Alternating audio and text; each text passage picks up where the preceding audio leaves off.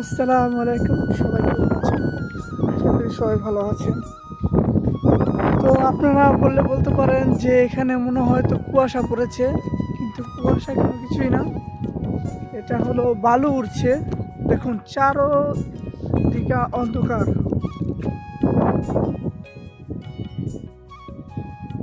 প্রচুর বালু উঠছে।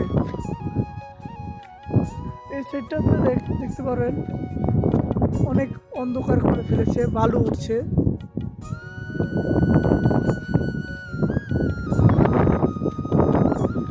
সৌদি আরবের সব থেকে এই জিনিসটা হলো খারাপ, প্রচুর বালু উড়ে। হাওয়া যখন বাতাস অনেক হবে তখন এই বালুগুলো অনেক উড়বে।